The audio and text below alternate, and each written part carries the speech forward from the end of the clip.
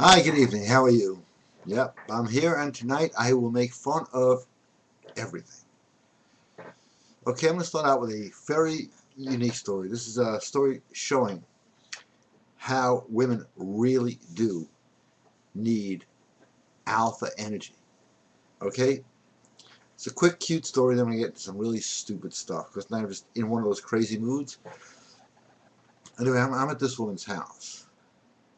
She's an ex-cop, and she's about 2 inches taller than me, and built out of iron. All right, she's getting dressed. She puts her gun on the side, one on the ankle. I said, okay, I'll be, taking off now. And she says, can you do me a favor? I'm like, sure. She goes, can you, stay here for a little while because the gas guy is coming over and I'm nervous to be alone in the house with a guy. Okay. But the proof of that whole story, it's not as funny as some of the other stuff coming up in a few seconds, is that women need to have a male presence. Whether they admit it or not, they need to. And they need to have the alpha male presence, which is what the modern alpha is all about. So these strange things I see on my screen here, but I'll ignore that. So yeah, back to just life in general. If you look at it and think of all the crazy things you've heard in your life, and I can only relate my life because I don't know your life. But it could be better, and so could mine, and so could anybody else's, so screw that, okay? It's just incredible, the amount of, things that go through your head with, like, you're a kid. I'm going to talk about myself tonight, if that's okay with anybody, if not. But, I remember, my parents teaching me about, religion. That's, it's like, they sort of taught it strange. They said, everyone you ever knew, and all your relatives, and God, and Jesus, and all the angels. They see everything that you do.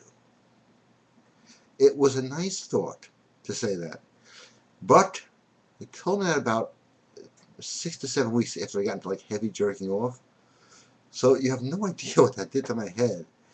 It's like,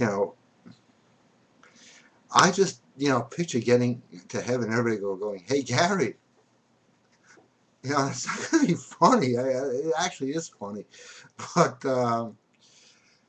yeah, and then I started having sex. And I figured, I'm doing a porno show for these people. I better do a good job, because they're watching. Sometimes they didn't always do a great job, and I finally get to heaven, it's like, Carrie, with that girl, come on. What, 5 seconds? Oh, can't I go to the other place, please? But, yeah, just funny that I still, think I'm always being watched. And they're laughing. And they probably are. But, actually, my first sexual experiences, people tell me, what are your first sexual experiences? Well, they were with prostitutes, okay? Because I was like 14 and like beyond horny. And my father was, had some very good friends, like Joey Ragtop and Tony, the Tiger. They didn't have real names, but they had really nice cars, and they'd kill you in like 2 seconds. Just to see if their guns worked. And, a nice neighborhood group I grew up with. Well, anyway, screw this. I was horny. I was going to go, get blown by a hook. I didn't care. I would steal their cars. Okay, this is how horny I was. And I would go and get blown. Now, you want to talk about guts with women. And people think, oh, it's easy to go to a hooker, you just pay money. It ain't that easy, okay? It ain't that easy at all.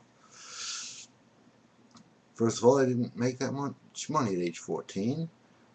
And the price then was $10. So you want that's how I rate inflation right now. Is the varying price of that service. So anyway, I would take my 10 singles, drive to this neighborhood called Coney Island. You might know that. It's in Brooklyn. I'm going to talk about Brooklyn in a bit. Steal with a car that wasn't stolen, but if the guy ever found out I took his car, he'd just kill me. I'd be in the trunk. And, they had a very good way of the word? You know, making you feel relaxed. You know, they get in the car, it's like, all right, take out your dick, okay? And give me the money.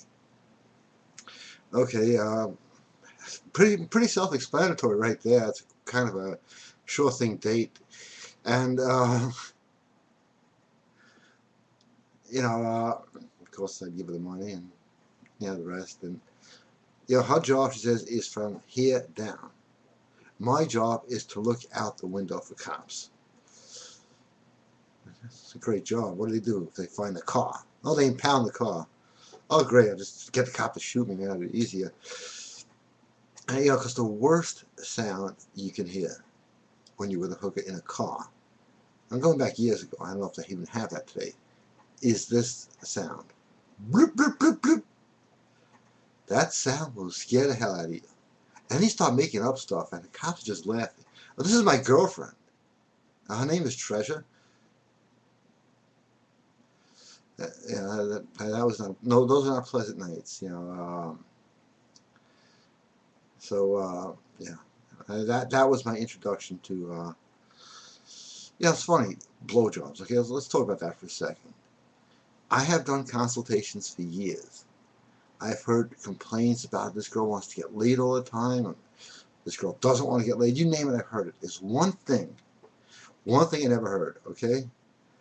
There's just too much blowing going on. All she wants to do is blow me. I can't get away from it. Too much blowing going on in my house. She won't leave me alone with that. That I have not heard yet. I have moths flying around here. I must open my wallet. But anyway, yeah, you just don't hear that. Because see, blowjobs are kind of weird because when you first meet a girl, they give them to you. And then as soon as it becomes a relationship, you've got a deal for them. It's like, I'd like to go to this restaurant. I'm not going. I'll blow you. I'm going. It's like, you know, it becomes a unit of exchange. You know, it goes anywhere from a dinner to a Toyota Land Cruiser, depending on, you know. I'm not going to buy you a car. I'll blow you for a month straight. All right, what time am I going to deal tomorrow? You know, women just do not realize the power of their commodity, and men do not realize the power they have. But this is not about self-empowerment tonight. This is about making fun of everything. Because there's just too much funny stuff out there. And I think, this is not a thought, this is a fact. America and the rest of the world has lost its sense of humor. Because right now I'm sure there's somebody out there going, he's not funny. Happens all the time. So no, really, the decline of the sense of humor is important, and the reason I'm being funny tonight and a little silly and a little stupid is because I am. No, it's because being funny is part of charm. Now, for some reason, I don't know why you guys are resistant to buying the Charm audio program, which is right there on the modernalpha.com, because being funny and being silly charms women like nothing else. You got to remember, when a woman is laughing, her defenses are down and she's yours. And it shows you how to be funny on Charm. It works. It works every time. Humor is, today more than ever, one of the most powerful seductive weapons you have. So, yeah, I grew up in Brooklyn. I'll get to that in a second. And Louisiana at the same time. So, it's years of work for psychiatrists, but nonetheless, I have my soda already opened. See? Somebody out there is going, oh my God, he's going to drink soda, he's going to die. It's probably true. I was trying to pull the whole glass and hopefully not get it on my keyboard. It's just something we hope for here. I did not recycle. Oh, I'm a rebel, okay? Yeah, I started experimenting. Well, that's what I used to call back then, sexual experimenting. I don't know why they called it that. I guess it started out when I first actually thought I invented jerking off. I was just cleaning this thing